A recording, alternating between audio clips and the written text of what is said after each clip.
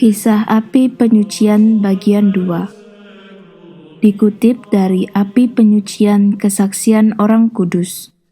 Diterjemahkan oleh L. Benedictus Giuseppe Maria dari naskah International Exhibition on Heaven, Hell, and Purgatory by Carlo Acutis. Hamba Allah Edvige Carboni. Suatu kali roh seorang wanita muda menampakkan diri pada Edvige Carboni dan berkata bahwa ia harus tinggal sebentar lagi di api penyucian. Karena Yesus tidak berkenan wanita mengerjakan pekerjaan pria. Ia berkehendak wanita tinggal di rumah seperti masa lalu dan memenuhi tugas-tugas mereka sebagai ibu dan istri. Di lain kesempatan, roh lain menampakkan diri padanya dalam kondisi terbakar api dan mengatakan,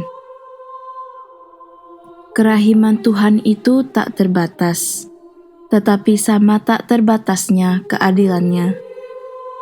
Tidak seorang pun dapat masuk ke dalam kemuliaan surgawi jika ia belum melunasi sampai tuntas hutangnya dengan keadilan ilahi." Api penyucian sangat memberatkan bagiku, karena aku menunggu sampai saat-saat akhir untuk menyambut panggilan Tuhan yang mengundangku untuk bertobat. Beata Elizabeth Canori Mora. Suatu hari, Beata Elizabeth mendengar lonceng kematian dari menara lonceng gereja di kota tempat tinggalnya. Dinyatakan kepadanya bahwa lonceng tersebut berbunyi untuk mengingatkan agar berdoa bagi arwah para imam Trinitarian yang ada di api penyucian. Ia mendapatkan nubuat bahwa para imam tersebut akan dibebaskan dari api penyucian sewaktu perayaan Misa Agung hari itu. Berikut ini yang disaksikan oleh Beata Elizabeth ketika ia merayakan Ekaristi bagi jiwa-jiwa itu.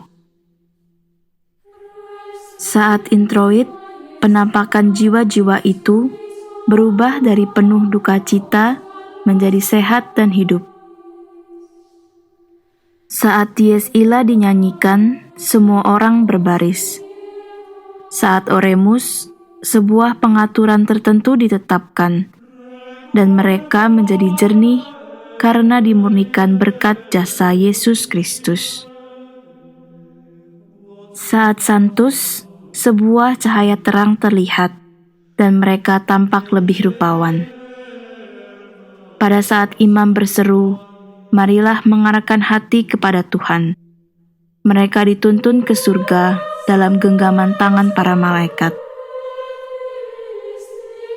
Saat terberkatilah yang datang dinyanyikan, mereka diterima oleh Tuhan dan terhitung di antara bilangan para orang kudus yang terberkati di surga.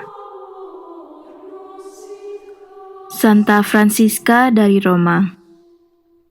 Suatu hari, Malaikat Agung Rafael menuntun Santa Francisca dari Roma dan memperlihatkan 3 bagian dari api penyucian. Yang pertama, bagian atas, diisi oleh jiwa-jiwa yang melakukan dosa-dosa kecil. Mereka merasakan kerinduan tak terbatas akan Tuhan dan kehadirannya. Yang kedua, bagian tengah, diisi oleh jiwa-jiwa yang memiliki kesalahan yang terlalu besar untuk mereka silih. Daerah ini terbagi menjadi 3 bagian tempat di mana jiwa-jiwa dicelupkan. Bagian serupa rawa berisi air yang sangat dingin. Bagian serupa kolam aspal yang terisi penuh dengan minyak mendidih. Bagian serupa sebuah kolam berisi busa mendidih yang tampak seperti perak dan emas cair. Yang ketiga, bagian dasar, yaitu bagian paling rendah dan dekat neraka, yang penuh dengan api yang memurnikan. Bagian ini terbagi menjadi 3. Bagian berisi para awam Kristiani dengan penderitaan yang tidak terlalu besar, karena mereka melakukan kesalahan parah yang tidak dapat mereka silih sendiri. Bagian berisi para biarawan yang belum tertabis, religius dan bruder awam, yang mengalami penderitaan yang sangat menyedihkan.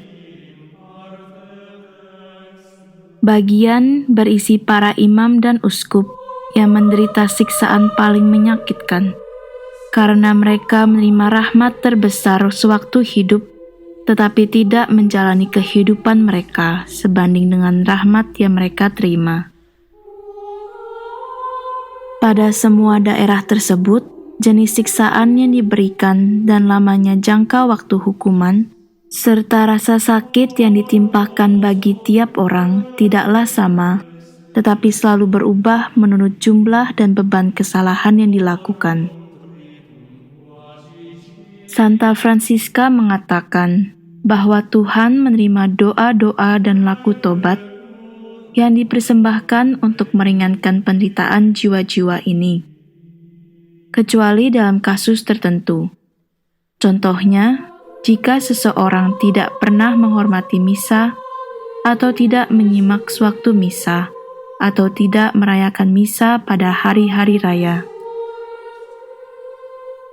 Menurut Santa Franciska, segala doa dan perbuatan baik yang dipersembahkan kaum beriman sebagai penghiburan untuk jiwa tertentu di api penyucian akan langsung dilimpahkan bagi jiwa tersebut dan juga bagi jiwa-jiwa lain berkat ikatan kebersamaan di antara mereka. Jika jiwa yang didoakan sudah berada dalam kemuliaan, maka persembahan yang diberikan bagi jiwa itu akan langsung dilimpahkan bagi jiwa-jiwa lain yang masih menderita di api penyucian. Santa Gertrudis dari Helfta. Tuhan menjelaskan bahwa ketika seseorang mendekati ajalnya, ia hanya memiliki kehendaknya. Kepada orang itu, Tuhan memberikan kehendak baik dan pengharapan yang saleh berkat kebaikannya yang diberikan secara cuma-cuma. Dengan demikian, jiwa tersebut dapat melangkah maju, namun tidak dapat melakukan silih atas hutang dari kelalaian terdahulu dengan tepat dan sempurna, sebagaimana ketika orang itu masih sehat dan mampu memperbaiki hidupnya. Aku akan memberikan upah dengan murah hati atas kebaikan hati dan kehendak baik jiwa ini. Namun, keadilanku menuntut agar ia dimurnikan terlebih dahulu dari segala noda. Setelah pemurnian ini, ia akan sepenuhnya bersukacita dalam kemuliaan keilahianku. Kemudian Santa Gertrudis melihat jiwa ini dimurnikan dari keteledorannya sewaktu muda, karena ia terkadang terlalu sering bersenang-senang dengan orang lain.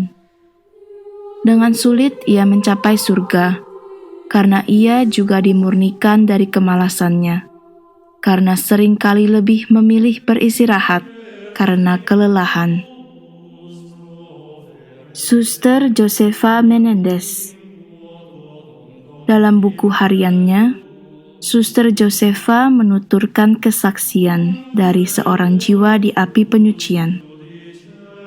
Seseorang yang tinggal di tengah dunia memiliki tanggung jawab yang tidak seberat para religius. Betapa banyak rahmat yang mereka terima, dan betapa besar tanggung jawab jika ia tidak bertumbuh dari rahmat itu. Betapa banyak jiwa kaum religius yang tidak sadar bahwa kesalahan-kesalahan mereka harus dilunasi di sini. Lidah disiksa untuk melunasi hilangnya kesunyian, kerongkongan yang kering untuk melunasi dosa terhadap kasih, dan tekanan di neraka ini atas keengganan untuk taat. Dan di sini perlulah melunasi bahkan kekurangan laku tobat terkecil sekalipun. Mengendalikan pandangan mata agar tidak terjebak dalam keingintahuan membutuhkan banyak usaha. Tetapi di sini, betapa tersiksanya mata karena tidak dapat melihat Tuhan. Doa untuk jiwa-jiwa di api penyucian. Diterjemahkan dari Rakolta 1957, nomor 596, yang telah mendapatkan imprimatur oleh Francis Cardinal Spellman, Archbishop of New York, pada tanggal 30 Mei 1951. Doa ini bernilai indulgensi sebesar 500 hari. Yesusku, karena kepedihan yang Engkau derita dalam sengsaramu di Taman Zaitun, dalam pencambukanmu dan pemahkotaan duri, dalam perjalanan menuju Kalvari, dalam penyalipan dan wafatmu, kasihanilah jiwa-jiwa di api penyucian, dan terutama mereka yang paling terlupakan. Selamatkanlah mereka dari penyiksaan yang mengerikan. Panggillah dan izinkanlah mereka masuk ke dalam pelukan-Mu yang termanis di surga. Pater noster qui es in celis, sanctificetur nomen tuum, adveniat regnum tuum, fiat voluntas tua sicut in cielo et in terra. Panem nostrum quotidianum da nobis hodie, et dimitte nobis debita nostra, sicut et nos dimittimus debitoribus nostris, et ne nos inducas in tentationem, sed libera nos a malo. Amen. Ave Maria, gratia plena Dominus tecum, benedicta tu in mulieribus, et benedictus fructus ventris tui, Iesus.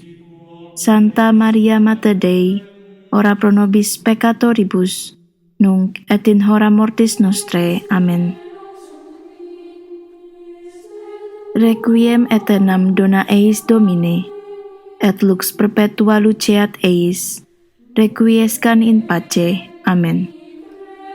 Tuhan, berikanlah mereka istirahat yang kekal, dan sinarilah mereka dengan cahaya abadi. Semoga semua orang yang telah meninggal beristirahat dalam damai. Amin.